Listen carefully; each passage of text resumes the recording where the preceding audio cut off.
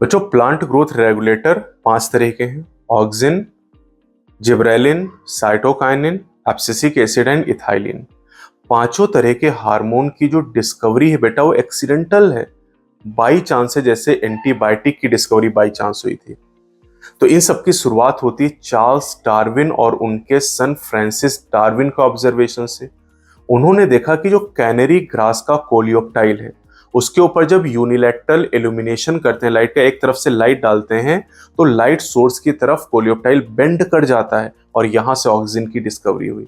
Oxygen को पहली बार isolate किया गया FW वेंट नाम के साइंटिस्ट के द्वारा। कहां से?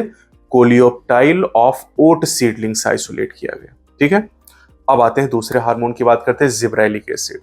कुरुसावा नाम के साइंटिस्ट ने बैकेने डिजीज या फूलिश सीडलिंग ऑफ राइस के में ये पता लगाया, उस बीमारी के थ्रू उन्होंने ये पता लगाया कि जिब्रेला फ्यूजिकोराई नाम का एक फंगस है और इस फंगस से केमिकल सिक्रीट होता है जिससे बीमारी होती है, और उसी केमिकल का नाम आगे जिब्रेलिक एसिड या जिब्रेलिन पड़ा। तीसरा हमारे पास है यहाँ पर हार्मोन साइटोकाइनिन।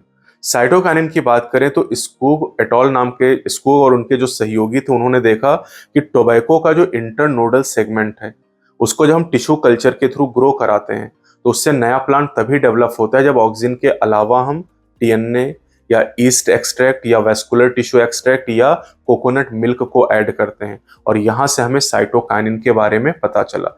मिलर एटॉल के द्वारा ये साइटोकाइनिन या काइनेटिन वर्ड दिया गया। चौथा हार्मोन हमारे पास है इथाइलिन।